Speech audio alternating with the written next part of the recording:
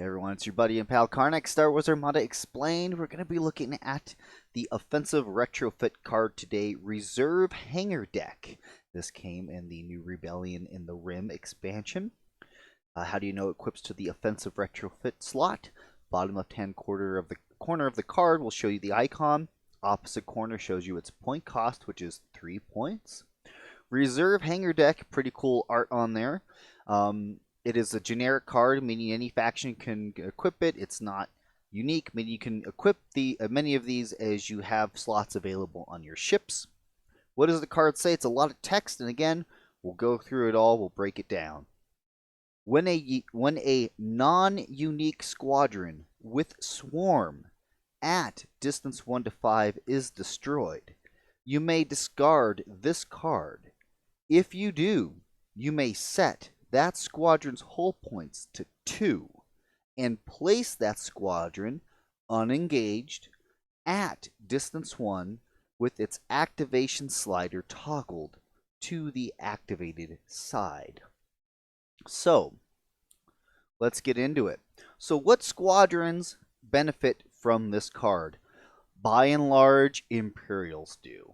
Because right now, the Rebellion, the only non-unique squadron they have with Swarm are Z95s. Now they have the hero that has Swarm, but again, he's a unique card. And again, the only other card with Swarm is Dagger Squadron, which is a B-Wing, but again, not unique. So for the Rebellion, only works on the Z95s.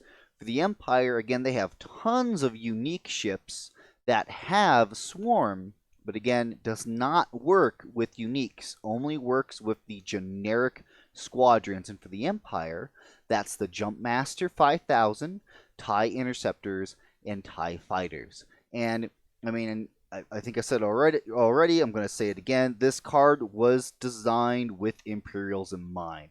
I mean, absolutely has to be. And this is kind of, my opinion is that they're trying to encourage Imperials to have more diversity in their list builds, bring more generic squadrons rather than just pure aces. And this also takes points out of the shipbuilding list without tapping into the squadron points, similar to some effects and cards that Rebellion gets. So it's just trying to help encourage more diversity overall. But, you know, that's list building. I'm not going to get really into that. So let's dive right in.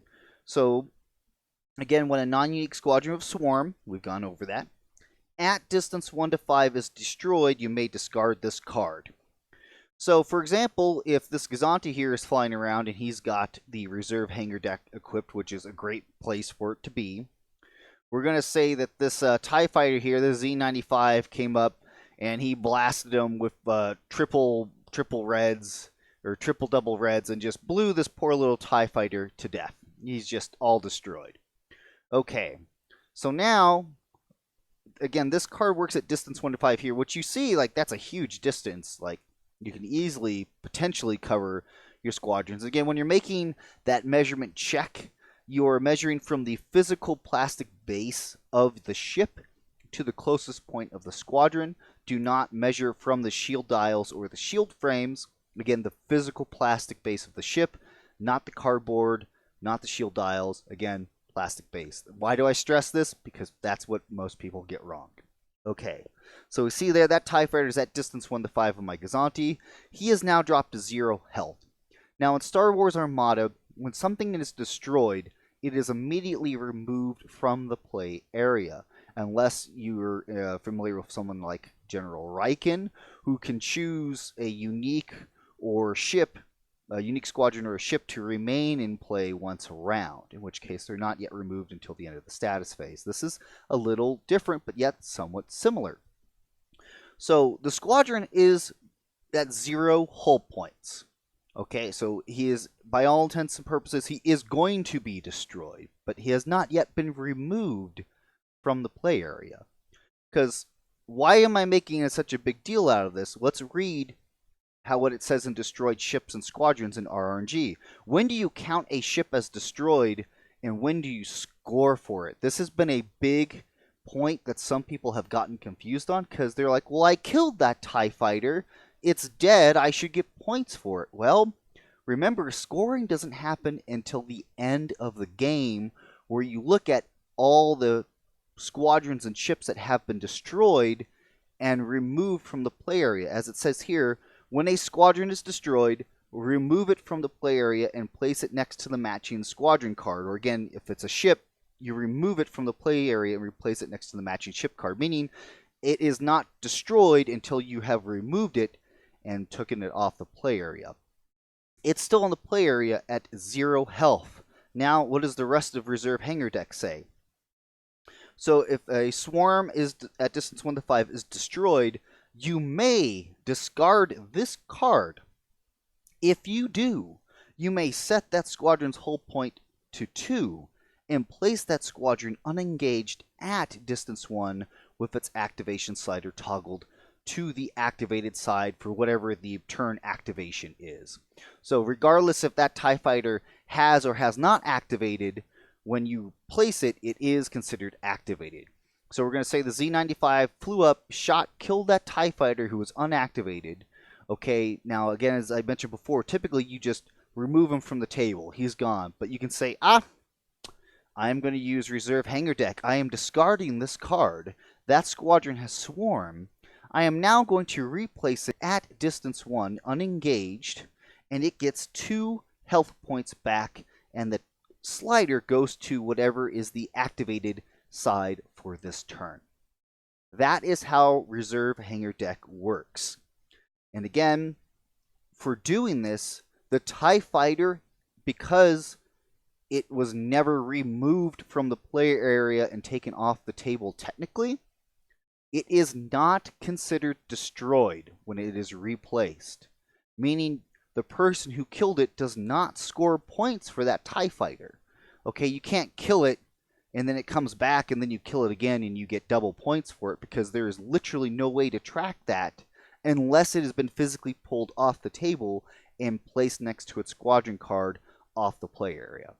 Okay, I hope I'm being crystal clear on that. You don't score double points. You don't score, because this same TIE fighter, if there is, for example, 5 Gazanti surrounding this TIE fighter, they could keep bringing it back again and again and again, but it's still not destroyed until the player either runs out of reserve hangar decks, or the TIE fighter, or he just decides he doesn't want to try to save that squadron.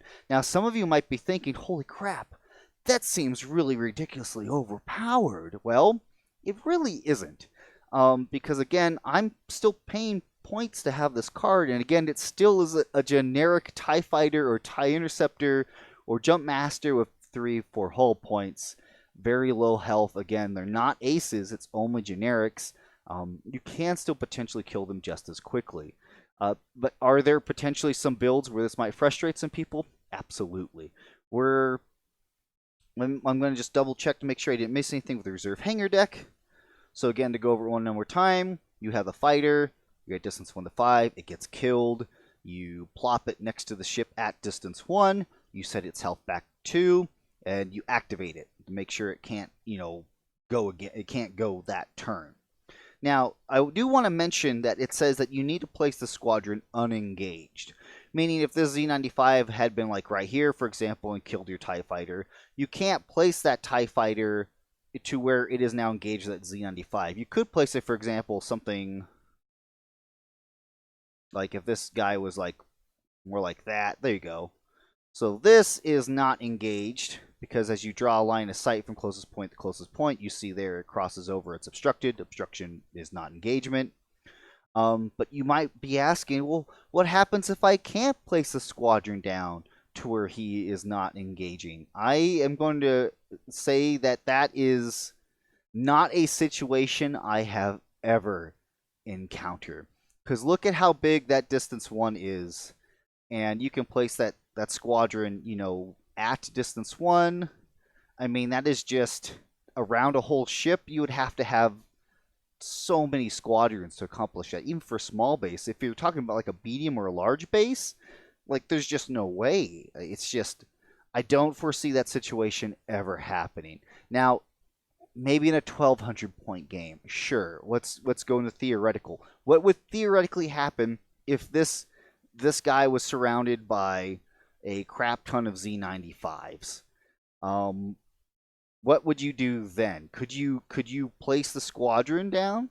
And I'm going to say yes, because you have attempted to do everything you can to place this squadron down unengaged. And if you can't accomplish that, then you just have to place him down any position of your choice. Essentially, that's the opponent's fault for surrounding it to the point where you couldn't place it unengaged. Some people may disagree with me on that, but then that would make this card not be able to resolve at all, which that can't happen. It still has to do something because you've already gone halfway through the card effect. The TIE Fighter just doesn't disappear. It doesn't vanish in the thin air when you pick it up. Like, oh, it's gone. I don't know what happened to it. So, and sometimes that is just, that's the ruling you still have to make, because not allowing this card to resolve fully is also a game state that you can't have. So my personal ruling is that if you cannot place the squadron down unengaged, you can place it down, within engagement in an area of your choice. So that is reserve Hangar deck. Where you're likely going to see a lot more things that are going to be brought, and where you're going to get the most value from this card, is with TIE Interceptors and Jump Masters. So why TIE Interceptors? Well, for 3 points, if you bring 2 of these cards, for 6 points you save an 11-point squadron, either 1 or 2 of them. You can fling them out at speed 5. They'll attack, they have counter, which is great. They're going to die anyway, but you then bring them back, and then next turn you can fling them out again and deal another smack, especially combined with something like Salone. Very good. I think it's going to be very good with Salone. And again, for Jump Masters, this does encourage to bring like a Jump Master over somebody like Dengar, because even if the Jump Master gets killed, you bring it back next turn. You still move it to where you want it to be. So again, it's just trying to encourage more list diversity within the Empire, because the Empire is in a huge rut with its squadron list building right now. So I'm excited to see what people come up with this card. But of course, if you feel like I missed anything, or if I got something wrong, please be sure to point it out. Let me know. As far as I'm aware, there is no other crazy interactions or anything else going on with this card other than what I mentioned. So I hope you guys enjoyed this video, and like always, I'll catch you next time.